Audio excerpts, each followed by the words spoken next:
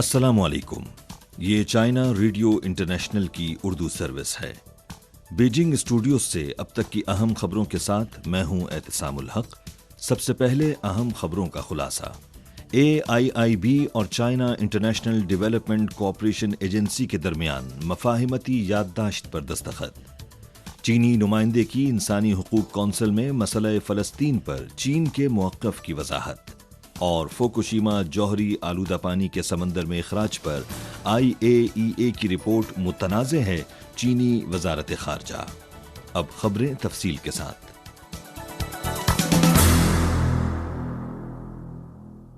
Global shared development action forum کا پہلا اعلیٰ سطحی اجلاس حال ہی میں بیجنگ میں منعقد ہوا۔ اجلاس کے دوران ایشین انفراسٹرکچر انویسٹمنٹ بینک اور China international development cooperation agency نے ایک MOU پر دستخط کیے اور یہ عزم ظاہر کیا کہ متعدد شعبوں میں اعلیٰ معیاری بین الاقوامی ترقیاتی تعاون کو گہرائی تک لایا جائے گا اور مشترکہ طور پر اقوام متحدہ کے 2023 پائیدار ترقی کے ایجنڈے کو عمل میں لایا جائے گا۔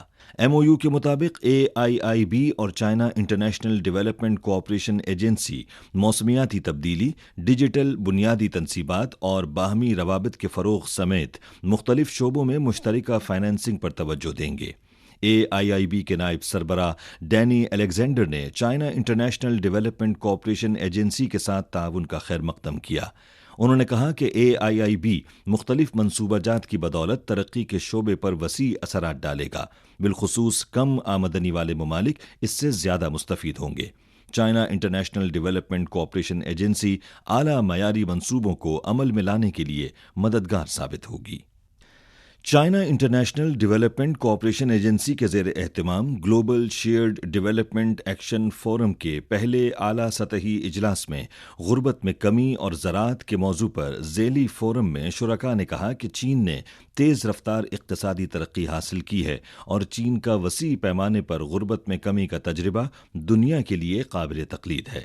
شرکاء نے کہا کہ چین کی تیز رفتار اقتصادی ترقی اور غربت کا خاتمہ بیک وقت چین کی معاشی اور سماجی ترقی کی سب سے اہم خصوصیت ہے۔ عالمی سطح پر غربت کے خاتمے میں چین کی شراکت کی شرح 70% سے تجاوز کر گئی ہے، جو عالمی ترقی کو فروغ دینے میں اہم کردار ادا کر رہی ہے۔ اقوام متحدہ کے فنڈ برائے بین الاقوامی زرعی ترقی کی معاون نائب صدر سنتو ساترا نے کہا کہ چین کے تجربے سے سیکھنے کے لیے بہت کچھ ہے۔ چین غربت میں کمی کے لیے زراعت اور دیہی ترقی کو ایک مؤثر آلے کے طور پر استعمال کرنے، زرعی بنیادی ڈھانچے میں سرمایہ کاری پر زور دینے، پیداوار کو منڈیوں سے جوڑنے اور غربت کو کم کرنے کے لیے مشترکہ اقدامات کے تحت پورے معاشرے کو حقیقی معنوں میں متحرک کرنے کے لیے پرعزم ہے۔ چینی وفد نے 10 تاریخ کو اقوام متحدہ کی انسانی حقوق کونسل کے 53ویں اجلاس میں مسئلہ فلسطین پر چین کے موقف کی وضاحت کی۔ چین کے نمائندے نے نشاندہی کی کہ مسئلہ فلسطین ایک طویل عرصے سے حل طلب مسئلہ ہے۔ طویل قبضے اور مسلسل بدامنی نے فلسطین کی معاشی اور سماجی ترقی اور فلسطینی عوام کے انسانی حقوق کے تحفظ کو شدید متاثر کیا ہے۔ حال ہی میں مقبوضہ فلسطینی علاقے کی صورتحال میں کشیدگی میں اضافہ ہوا ہے۔ چین نے ایک بار پھر آبادکاری کے حوالے سے تمام سرگرمیوں کو ختم کرنے، مقبوضہ علاقوں میں صورتحال میں یک طرفہ تبدیلیوں کے خاتمے اور مقبوضہ علاقوں میں کشیدگی بڑھانے والے یک طرفہ اقدامات کے خاتمے پر زور دیا ہے۔ چینی نمائندے نے اس بات پر زور دیا کہ بین الاقوامی برادری فلسطین کی ترقیاتی امداد اور انسانی امداد میں اضافہ کرے، فلسطینی عوام کے انسانی حقوق کے تحفظ کی حمایت کرے اور 2 ریاستی حل کی بنیاد پر فلسطین اور اسرائیل کے درمیان امن مذاکرات کی جلد از جلد بحالی کے لیے ٹھوس کوششیں کرے۔ چین کی وزارت خارجہ کے ترجمان وانگ وین بین نے 11 تاریخ کو یومیہ پریس کانفرنس میں ہونے والے مشرقی ایشیا تعاون کے وزرائے خارجہ کے اجلاس کے حوالے سے کہا کہ علاقائی ممالک کے ساتھ چین کے تعلقات نے ترقی کی رفتار برقرار رکھی ہے۔ خاص طور پر چین آسیان جامع اسٹریٹجک شراکت داری کے اعلیٰ معیار کے آپریشن اور دوستانہ تعاون کی مسلسل توسیع نے مشرقی ایشیائی تعاون کو مؤثر طریقے سے فروغ دیا ہے۔ انہوں نے کہا کہ مشرقی ایشیا تعاون پر وزرائے خارجہ کا اجلاس باہمی اعتماد اور تعاون میں اضافے کا پلیٹ فارم ہے۔ چین توقع کرتا ہے کہ اس اجلاس کے ذریعے رواں سال ستمبر میں ہونے والی مشرقی ایشیا تعاون سمٹ کے لیے سیاست اور ثمرات کے شعبے میں تیاریاں کی جائیں تاکہ خطے میں امن و خوشحالی کو مزید فروغ دیا جا سکے۔ چین کی وزارت خارجہ کے ترجمان وانگ وین بین نے 11 جولائی کو یومیہ پریس کانفرنس میں جاپانی حکومت کی جانب سے فوکوشیما جوہری آلودہ پانی کے سمندر میں اخراج کے منصوبے کے حوالے سے ایک سوال کے جواب میں کہا کہ IAEA کی رپورٹ متنازع ہے اور جائزے میں شامل ماہرین نے اس پر مختلف خیالات کا اظہار کیا ہے۔ انہوں نے کہا کہ اس سے ایک بار پھر یہ ظاہر ہوتا ہے کہ سمندر میں آلودہ پانی کے اخراج کے پیچیدہ مسئلے پر IAEA کی جائزہ رپورٹ عجلت میں مرتب کی گئی، جس کا نقطہ نظر محدود اور جانبدارانہ ہے، اور یہ آلودہ پانی کے سمندر میں اخراج کے حوالے سے عالمی برادری کے خدشات کو دور نہیں کرتی۔ انہوں نے کہا کہ اس صورتحال کے بعد جاپانی حکومت اس رپورٹ کو سمندر میں جوہری آلودہ پانی کے اخراج کے لیے جواز کے طور پر استعمال نہیں کر سکتی۔ وانگ وین بین نے نشاندہی کی کہ اگر کچھ لوگوں کو لگتا ہے کہ فوکوشیما کا یہ آلودہ پانی پینے سمیت انسانی استعمال کے قابل ہے اور اس میں تیراکی بھی کی جا سکتی ہے، تو ہم تجویز کرتے ہیں کہ سمندر میں چھوڑنے کی بجائے جاپانی حکومت اس پانی کو انہی لوگوں کو پینے یا تیرنے کے لیے فراہم کرے تاکہ بین الاقوامی برادری کے خدشات دور ہو جائیں۔ 10 تاریخ کو جنوبی کوریا کی حزب اختلاف جماعت کے ارکان پارلیمنٹ اور جاپانی شہری گروپس کے نمائندوں نے جاپان کی جانب سے فوکوشیما دائچی نیوکلیئر پاور پلانٹ سے آلودہ پانی کے اخراج کے خلاف ٹوکیو میں ایک ریلی نکالی۔ شرکاء نے سمندر میں آلودہ پانی کے اخراج پر تشویش کا اظہار کیا اور جاپانی حکومت کے فیصلے پر مایوسی کا اظہار کیا ہے۔ جاپانی حکومت اور ٹیپکو کا اصرار ہے کہ ملٹی نیوکلیائڈ ٹریٹمنٹ سسٹم ALPS کے ذریعے ٹریٹ کیے جانے والے جوہری آلودہ پانی کو نام نہاد ٹریٹڈ واٹر کہا جائے۔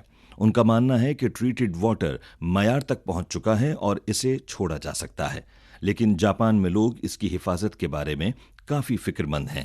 جاپان کے نیوکلیئر انٹیلیجنس یونٹ کے سربراہ ہیڈیو کا خیال ہے کہ خوراک کے ذریعے جذب ہونے والی تابکاری سب سے زیادہ پریشان کن ہے۔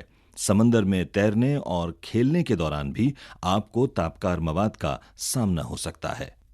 10 جولائی کو بین الاقوامی جوہری توانائی ایجنسی IAEA کی جانب سے فوکوشیما سے آلودہ پانی کے اخراج سے متعلق جائزہ رپورٹ کے اجرا کو تقریباً 1 ہفتہ ہو چکا ہے۔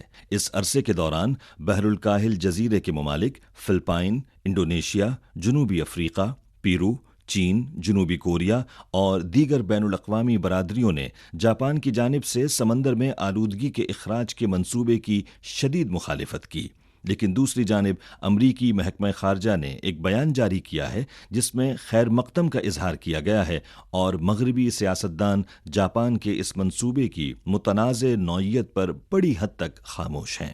German institute for marine sciences کی تحقیق کے مطابق فوکوشیما سے آلودہ پانی چھوڑے جانے کے 57 دن کے اندر تابکار مواد بحر الکاہل کے زیادہ تر حصوں میں پھیل سکتا ہے۔ یہ ریڈیو نیوکلائڈز نہ صرف سمندری ماحول کو نقصان پہنچائیں گے بلکہ انسانی زندگی اور صحت کو بھی خطرے میں ڈالیں گے۔ تو پھر کچھ مغربی ممالک جاپان کے جوہری آلودہ پانی کے بارے میں اتنا اعتماد کیوں ظاہر کرتے ہیں؟ لاس اینجلس ٹائمز کے مطابق گزشتہ صدی کی 40 اور 50 کی دہائی میں امریکہ نے جزائر مارشل میں 67 جوہری تجربات کیے۔ خاص طور پر 1 مارچ 1954 کو امریکی فوج نے مارشل جزائر میں ہائیڈروجن بم دھماکہ بھی کیا جو جاپان کے شہر ہیروشیما پر گرائے گئے 1000 ایٹم بموں کے مساوی ہے۔ اس نے مقامی لوگوں کو شدید تباہی سے دوچار کر دیا ہے۔ اس کے علاوہ امریکہ نے اپنی نیواڈا نیوکلیئر ٹیسٹ سائٹ سے براہ راست مارشل جزائر پر 130 ٹن سے زیادہ جوہری آلودہ مٹی ڈالی۔ یہ سمجھنا مشکل نہیں ہے کہ امریکہ جاپان کے سمندر میں آلودگی چھوڑنے کے منصوبے کی حمایت کیوں کر رہا ہے، کیونکہ یہ خود سمندر کی جوہری آلودگی کے آغاز کرنے والوں میں سے ایک ہے۔ 2011 میں فوکوشیما جوہری حادثے کے بعد جاپان اور امریکہ نے جوہری حادثے سے مشترکہ طور پر نمٹنے اور تباہی کے بعد کی تعمیر نو پر تعاون کا معاہدہ کیا۔ امریکہ نے اس موقع سے فائدہ اٹھاتے ہوئے جاپان میں اپنی فوجی بالادستی برقرار رکھی اور جاپان کو کنٹرول کرنے کے ذرائع میں اضافہ کیا۔ وہ مغربی ممالک جو اس وقت خاموش ہیں انہیں اس منصوبے میں شریک نہیں ہونا چاہیے۔ اسی کے ساتھ خبریں ختم ہوئیں۔ مزید خبروں، تجزیوں اور تبصروں کے لیے وزٹ کیجیے ہماری ویب سائٹ urdu.cri.cn۔